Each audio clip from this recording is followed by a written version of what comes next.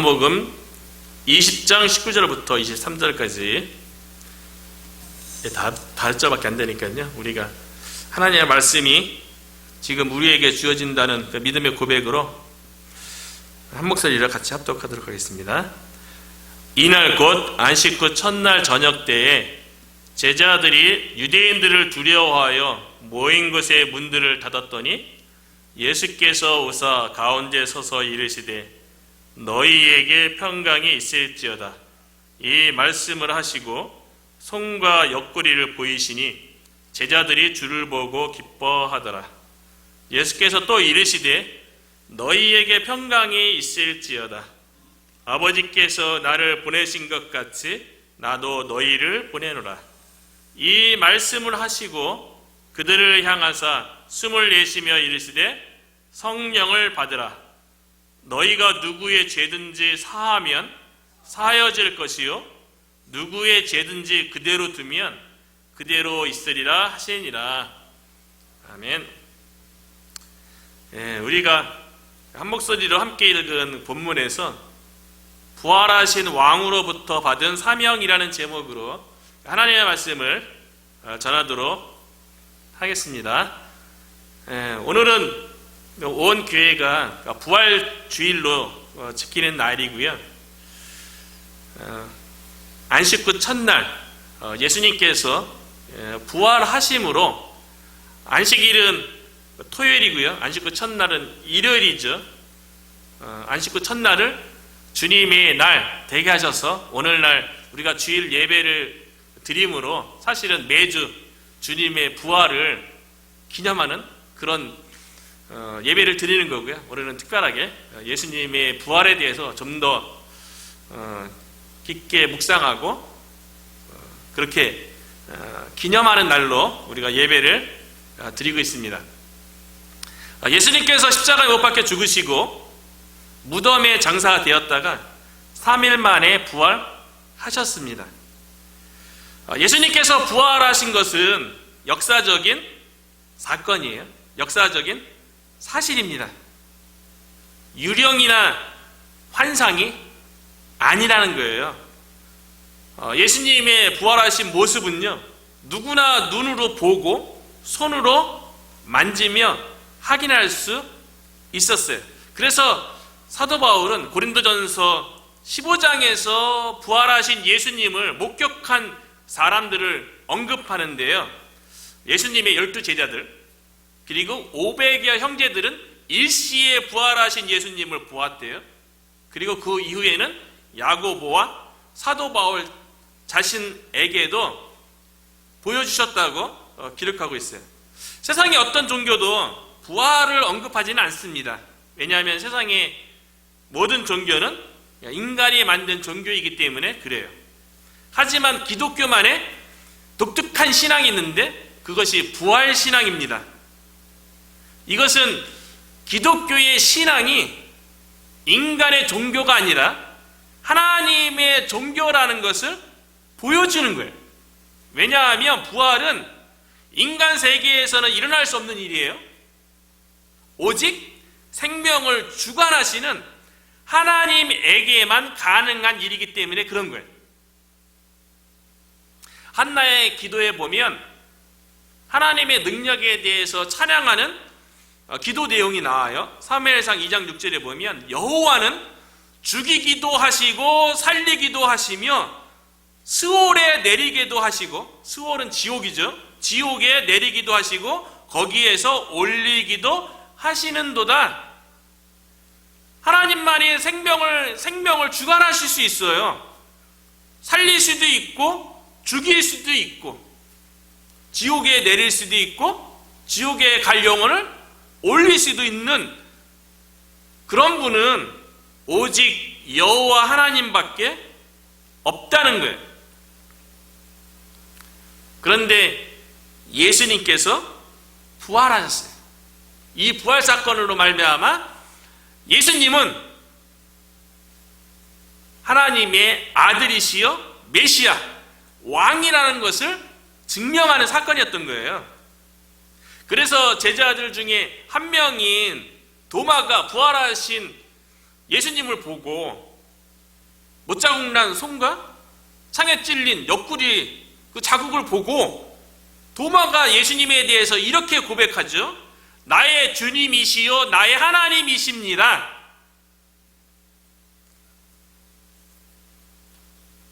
부활하신 예수님에 대해서요, 도마가요, 나의 주님, 나의 하나님이십니다라고 고백했다는 거예요. 오늘 부활주의를 우리가 지키면서 부활하신 예수님에 대해서, 예수님의 이 부활은 죄와 사망의 권세를 이긴 부활 아니겠어요? 그리고 우리의 원수인 사탄과 마귀와 악한 영의 공격으로부터 승리했음을 보여주는 부활 아니겠어요? 그렇다면 예수님이 부활했다는, 그래서 이 부활신앙을 통해서 우리도 승리하기를 원하는 그런 고백으로 예수님의 부활이 나의 삶 가운데 나의 주님으로, 나의 하나님으로 고백되기를 주의 이름으로 축복합니다. 예수님의 부활에 대해서요, 성경에 써 있어요. 그리고 어떤 믿음 좋은 사람이 예수님이 부활했다고, 죄와 사망의 권세를 이기시고 부활했다고, 사탄을 이기고 부활했다고 누가 그렇게 고백하던데요? 이것이 아니라 도마가 부활하신 예수님을 보고 나의 주님, 나의 하나님이라고 고백한 것처럼 예수님이 부활이 내 삶 속에 적용되어져서 그 부활의 예수님의 그 능력이 나의 능력으로, 그래서 예수님에 대해서 나의 주님입니다, 나의 하나님입니다 라고 고백할 수 있기를, 그런 시간이 되기를 주님의 이름으로 축원합니다. 이것이 중요한 거죠. 나의 고백만이 나를 살린다는 거예요. 다른 사람이 고백하는 거 중요하지 않아요. 성경에 어디 써있고 뭐 좋은 서적에 예수님이 써있는 거, 그런 거 내가 입으로 얘기하는 거 백날 얘기에 아무 소용없습니다. 마음 깊숙한 곳에서 예수님의 부활에 대해서 내 고백으로 받아들일 적에 그 부활의 그 능력이, 은혜가 우리의 삶 가운데 주어진다는 것이죠. 부활하신 예수님께서 제자들을 찾아가셨어요. 19절에 보면 이날 곧 안식 후 첫날 저녁 때에 제자들이 유대인들을 두려워하여 모인 곳의 문들을 닫았더니 예수께서 오사 가운데 서서 이르시되 너희에게 평강이 있을지어다. 예수님은 유대인들에게 넘겨져서 십자가에 처형당했어요. 그렇기 때문에 그 예수님을 따랐던 제자들도, 우리들도 스승님처럼 십자가 처형이나 아니면 그와 버금가는 핍박을 받지 않을까 두려웠죠. 그래서 제자들이 한 곳에 모여서요, 문들을 다 닫았어요. 문만 닫았겠어요? 마음의 문도 닫았겠죠. 숨어 있었어요. 두려운 거죠. 이제는 자신들 차례라고 아마 그렇게 생각했을 거예요. 그리고 여러 가지 생각이 많이 이렇게 떠올랐겠죠.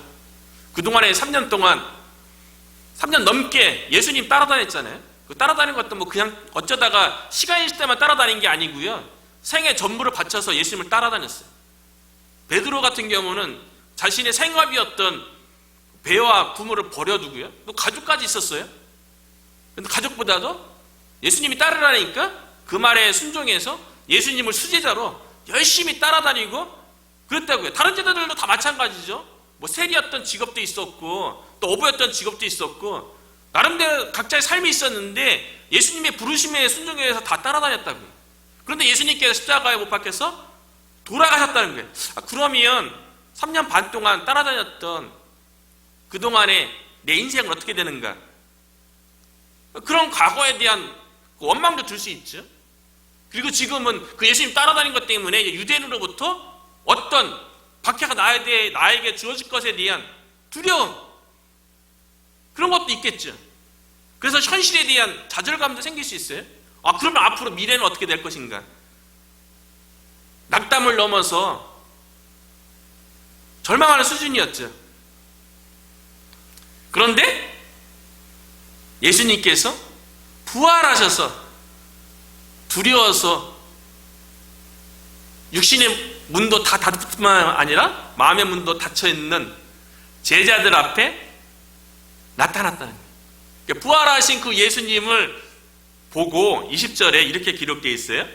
이 말씀을 하시고 손과 옆구리를 보이시니, 역사적인 부활이라는 거죠. 역사적인 사실이라는 거죠. 손과 옆구리를 보이시니 제자들이 주를 보고 기뻐하더라. 이제 안심이 되는 거예요. 아, 예수님이 십자가 처형 당하셔서 죽어서 그동안의 가르침과 그동안 예수님 따랐던 모든 인생에 대해서 끝난 줄 알았는데, 예수님이 부활하심으로 그게 아니구나, 예수님이 말씀하시고 예수님께서 행하셨던 모든 일들이 참이구나, 옳았구나, 진리라는 것을 부활하신 예수님을 통해서 눈으로 보니까요, 기뻐했던 거예요.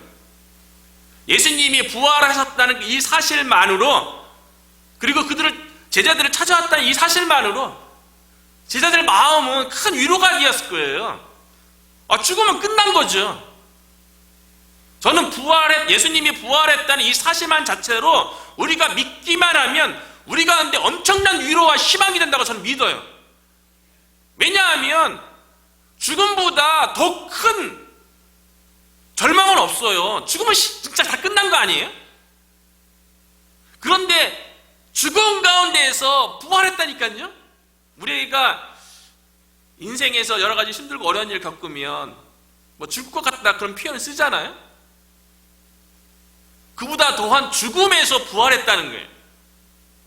죽음을 극복하신 분이 예수님이에요. 근데 그 부활신앙을 우리가 믿는다면 우리의 삶 가운데 아무리 어렵고 아무리 고통스럽고 아무리 힘들다 할지라도 예수님처럼 죽음까지는 가진 않잖아요. 그런데 예수님이 그 죽음을 극복하고 부활하셨기 때문에 그 부활하신 예수님을 우리가 바라보고 믿는다면 우리가 어떠한 어려운 거, 어떠한 절망 가운데 있다 할지라도 희망을 볼 수 있는 거죠. 예수님 안에서요. 부활하신 예수님을 바라본다면 그 예수님께서 죄와 사망의 권세 이겼잖아요. 그렇다면 그 부활하신 예수님으로 인해서 우리가 삶 가운데 죄와 사망과 그것에 의해서 우리가 지배받지 않게 되는 거죠. 우리의 원수인 사탄, 마귀, 악한 영의 공격에 대해서도 마찬가지죠. 이미 예수님께서 십자가에서 승리하셔서 부활하셨는데 그 부활 신앙만 있어도 우리가 삶 가운데서 희망을 발견하고 승리하는 삶을 살 줄로 믿습니다. 그러니까 부활 자체가 우리에게 너무 큰 위로고 격려이고 소망이고 희망이고 가능성인 것 같아요. 부활하신 예수님이 제자들을 찾아오셔갖고요, 제자들은 두려워하고 있잖아요. 그런데 첫 마디가 무엇입니까? 중요하죠. 십자가 사건에 대해서 설명하는 게 아니고요, 왜 부활은 그런 거 설명하는 게 아니고요, 제자들에게 처음으로 하신 말씀이요, 너희에게 평강이 있을지어다. 이게 가장 중요했던 거예요.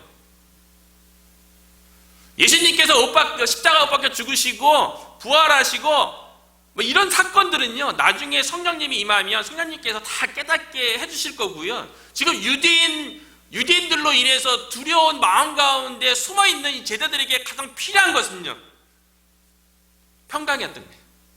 마음이 현재 지금 힘들어하잖아요. 마음이 힘들어하는 제자들에게 예수님께서 첫마디로 하시는 게 평강이실지어다.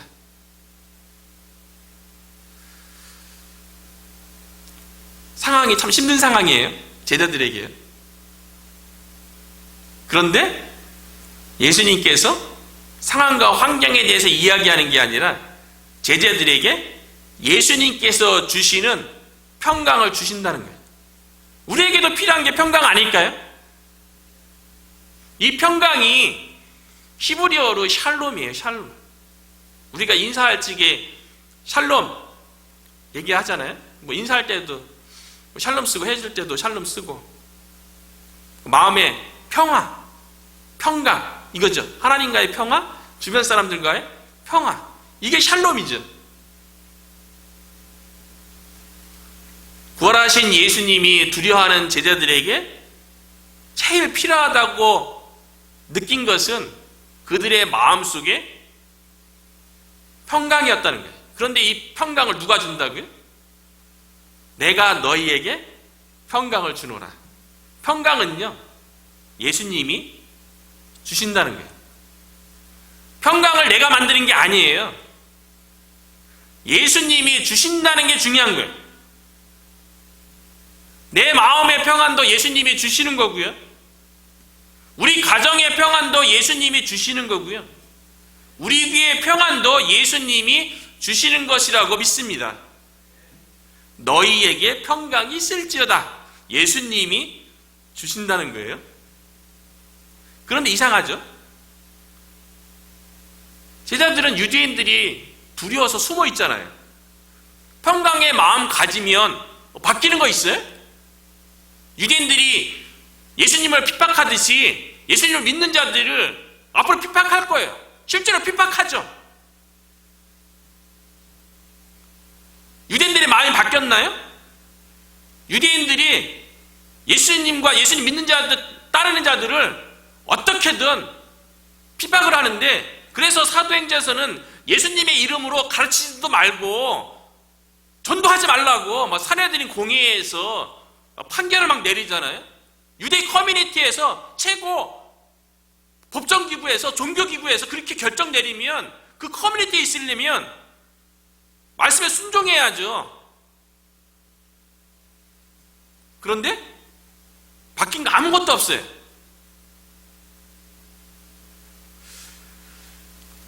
이런 걸 보면 우리는 마음의 평안을 얻기 위해서 뭐 사람이 마음이 바뀌어야 되고 뭐 환경이 바뀌어야 되고 이런 걸 구할 때가 너무나도 많아요.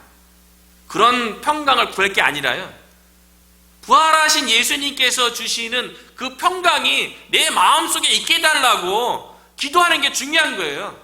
그러면 평강의 그 마음이 나를 둘러싸고 있는 그 환경이 아무리 나를 핍박하고 나에 대해서 힘들게 하는 환경이라 할지라도 그리스도인의 삶은요, 부활신앙에 있는 사람은요, 그런 환경으로부터 지배받는 게 아니고 예수님이 주시는 평강의 마음을 가지고 그런 상황과 환경을 지배하는 삶이라는 거예요. 예수님께서 두려워하는 제자들에게 평강을 주신 것은요, 그 평강의 마음을 가지고 세상에 나가서 그 환경, 상황을 변화시키는 삶을 살라는 거예요. 그래서 요한복음 14장 27절에 보니까요, 평안을 너희에게 끼치노니 곧 나의 평안을 너희에게 주노라. 내가 너희에게 주는 것은 세상이 주는 것과 같지 아니하니라. 세상도요, 나름도 노력하면 평안이 있죠. 경제적으로 힘든데 돈 벌면, 어떻게 생기면 경제적으로 평안이 있잖아요. 그리고 병이 걸려서 좀 아프고 힘든데 좋은 의사를 만나든가 알맞은 약을 먹어갖고 병이 나으면 어른도 평안이 있잖아요. 세상에도 평안이 있다고요. 그런데 예수님께서 주시는 평안은 세상이 주는 평안과 다르대요. 세상이 주는 평안은 일시적인 거예요. 그런데 예수님이 주시는 평안은 영원한 평안인 줄로 믿습니다. 그래서 너희는 마음에 근심하지도 말고 두려워하지도 말라. 부활하신 예수님으로부터 이와 같은 평안을 마음에 근심하지도 않고 두려워하지도 않는 제자들에게 바뀐 상황이 뭐 있습니까? 세상은 똑같죠. 그런 상황 속에서도 부활하신 예수님을 위해서 근심하지도 않고 두려워하지 않는 그런 마음의 평강이 임하는 줄로 믿습니다. 예수님께서 제자들에게 평강을 주신 이유가 있어요. 왜냐하면 사명을 감당케 하기 위함이에요. 21절에 보니까 예수께서 또 이르시되 너희에게 평강이 있을지어다. 아버지께서 나를 보내신 것 같이 나도 너희를 보내노라. 예수님께서 이 땅에 오실 적에 하나님 아버지로부터 사명을 가지고 왔어요. 이와 마찬가지로 제자들에게 평강을 주어서 하나님의 아들인 예수님께서 본인이 그랬던 것처럼 제자들을 세상에 보낸다는 거예요. 그 제자들은 예수님으로부터 사명을 받은 거죠.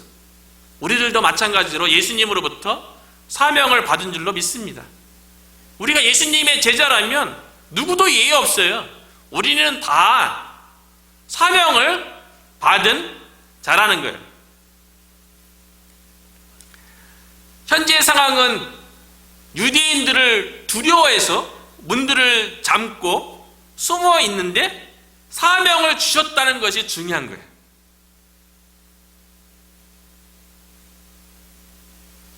우리의 삶 가운데도 동일하게 적용되어지는 영적인 원리죠.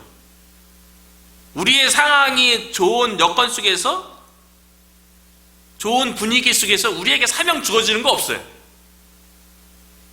유대인들이 제자들을 핍박하는 가운데 사명이 주어졌잖아요.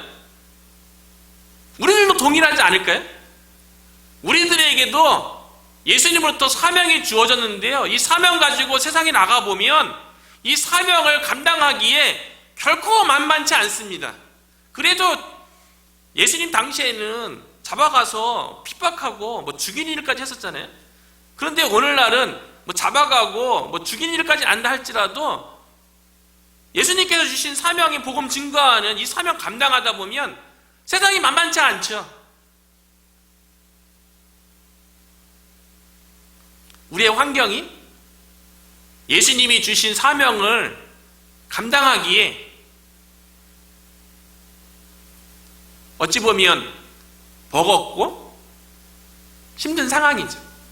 그러나 그런 상황과 상관없이 우리에게 예수님이 사명이 주어졌다는 게 중요하다는 거예요. 왜냐하면 세상은요, 어둠이에요. 세상은 죄악 가운데 있기 때문에요, 원래 빛 대신 예수님을 거부하고 빛을 전하는 복음을 거부하게 되어 있어요. 그래서 예수님도요, 하나님 아버지께서 이 땅에 보내셨다는 그 사명 가지고 이 땅에 와보니까요, 요한복음 1장 11절에 보니까요, 자기 땅에 오매 자기 백성이 영접하지 아니하였으나, 예수님도 영접받지 않는 그런 이 세상에 와서 하나님 아버지가 주신 사명 감당한 거예요. 그리고 죽기까지 죽음으로써 그 사명을 완수했죠. 제자들도 마찬가지 아닙니까? 사명을 주셨어요. 예수 그리스도의 이름을 세상에 증거하는 그런 사명을 주셨는데, 세상은 오히려 예수님의 이름으로 가르치지 말라고 그러잖아요. 예수 그리스도를 전하지 말라고 하잖아요. 전하면 잡아다가 재판하고 박해하고 고문하고 심한 경우에는 죽이기까지 했던 거 아닙니까? 자신을 영접하지 않는 이 세상에 아버지의 사명을 가지고 오신 예수님께서 죽음으로써 자신의 사명을 완수했던 것처럼요, 우리에게 주신 예수 그리스도의 사명에 대해서 생명의 복음, 빛의 이 복음, 세상은 영적으로 죽어 있잖아요. 세상은 어둠이잖아요. 그러니까 빛의 복음을 증거하면, 생명의 복음을 증거하면 당연히 대적하고 거부할 수밖에 없죠. 그런 세상 속에서 우리들도 예수님처럼 우리의 생명을 다해서 우리에게 주어진 사명을 완수하는 그 길을 우리도 동일하게 걸어야 될 줄로 믿습니다. 이런 사명 감당하는 게 쉬운 게 아니죠. 복음을 거부하는 세대, 복음에 대해서 우습게 생각하는 세대, 예수님 믿는 것이 어리석다라고 얘기하는 그런 시대에 우리가 살고 있어요. 그런 시대 속에 우리가 복음을 증거한다는 것 결코 만만한 일이 아니죠. 그렇기 때문에 예수님께서 제자들에게 이렇게 말씀하시는 거예요. 예수님께서 제자들에게 이 사명은 너희의 힘으로 감당되는 것이 아니라 오직 성령님의 능력으로만 이 사명이 감당된다는 것을 이야기하는 거예요. 성령님이 없이는 사명 완수도 없다는 거예요. 그래서 22절이죠. 이 말씀을 하시고 그들을 향하여 숨을 내쉬며 이르시되 성령을 받으라. 이게 중요한 거예요. 무턱대고 보냄받았으니까 간다고 그 사명을 감당할 수 있는 게 아니에요. 예수님도 우리를 이 세상에 보내면서 그냥 보낸 게 아니에요. 성령을 받으라는 거죠. 성령을 받아야지만이 예수님께서 우리에게 주신 사명, 복음을 땅끝까지 증거하는 이 사명을 감당할 수 있기 때문에 그래요. 제가 종종 얘기하잖아요. 요즘 계속 일주일에 3일 이상은 전도 나가는데 성령 충만을 하지 않으면 전도 진짜 힘든 것 같아요. 다른 신앙생활들은 다시 흉내낼 수 있어요. 예배 잘 드리는 모습, 봉사하는 모습 다 할 수 있죠. 기도도 성령 충만해야지 좀 더 깊이 있고 하나님 앞에 더 가까이 나가긴 해요. 성령 충만해야지 기도도 잘할 수 있죠. 전도는 진짜 성령 충만해야지 감당하는 것 같아요. 힘든 것 같아요. 성령 충만해야지 복음 증거하는 사명을 감당할 수 있다는 거예요. 그래서 오순절 성령 강림 사건 이후에 마가의 다락방에서 기도하던 120명의 성도들이 하늘로부터 부어지는 각 성도에게 임하는 불의 혀 같고 급하고 강한 바람 같은 그 성령이 그들 가운데 임했을 적에 그들이 교회 바깥에 나가서 세상에 나가서 그들에 대해서 핍박하고 대적하는 세상에 대해서 능력 있게 복음 사역을 감당할 수 있었다는 거예요. 성령 받지 않고는 복음 증거 못합니다. 흉내는 낼 수 있겠죠. 흉내도 어느 정도죠. 성령 충만함을 받아야지 담대하게 복음을 증거할 수 있고요. 그 가운데 하나님께서 일하실 줄로 믿습니다. 그래서 오순절 성령 강림 사건 이후에 제자들이 세상에 나가서 복음 증거했을 때 베드로 같은 경우는 한 번에 3,000명, 또 한 번에는 5,000명 회개하고 주님께로 돌아오는 그런 일들이 벌어진 거예요. 그리고 성령 충만하니까요, 사내들인 공회에서 아무리 예수님의 이름으로 가르치지 말라, 전도하지 말라, 아무리 재판을 내고 핍박을 해도 자신의 삶 가운데서 거한 곳에서 예수 그리스도의 복음을 증거할 수 있었던 거죠.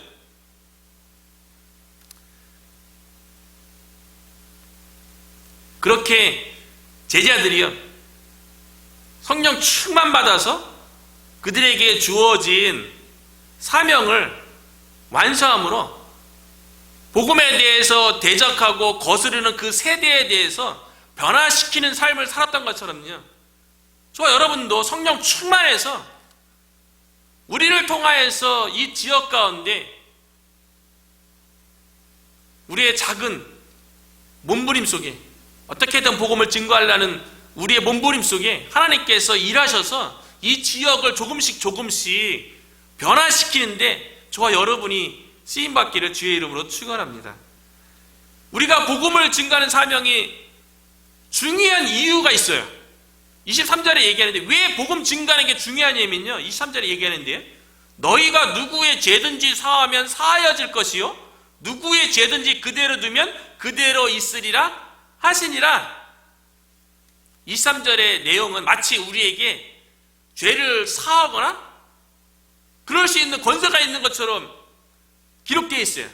우리가 권세가 있어서 어떤 사람은 죄 용서받게 할 수도 있고 어떤 사람은 죄 용서, 저 사람은 죄 용서 받으면 안 되겠다, 그래서 저 사람은 죄 용서 못 받게 해야지, 이렇게 할 수 있다는 게 아니고요, 우리에게는 복음을 증거할 수 있는 권세만 있어요. 23절의 이 9절의 말씀은요, 우리에게 복음을 증거할 수 있는 권세를 주셨는데 이 권세를 통해서 내 주변에 있는 사람, 이 세상에 있는 사람에게 복음을 증거했을 적에 그 복음을 받아들인 사람은 죄 용서함을 받는 거고요. 우리가 전한 그 복음에 대해서 거부하는 사람은 죄 용서함 받지 못하도록 하나님께서 하겠다는 거예요. 죄 용서하고 안 하고의 그 권세는 하나님께 있지만 그 복음을 전할 권세는 우리에게 있다는 거예요. 그러니까 우리가 증거하지 않으면 내 주변에 있는 사람이 죄 용서 받을 수 있는 길이 없는 거예요. 우리가 중요한 일을 하는 거죠.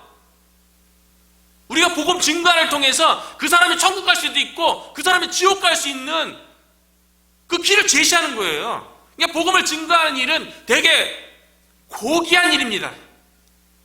되게 위대한 사명인 줄 믿어요. 제가 이 사명이 있기 때문에 비록 한인마트 앞에서 뭐 큰 인사하잖아요. 전 다 인사해요. 어린애들한테도 인사해요. 제가 뭐 중년의 나이에 뭐 잘 모르는 사람한테 그렇게까지 인사할 필요 없잖아요.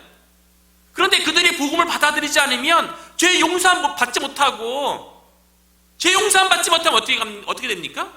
영벌 받고 영원히 불타는 불못에 던져지게 되잖아요.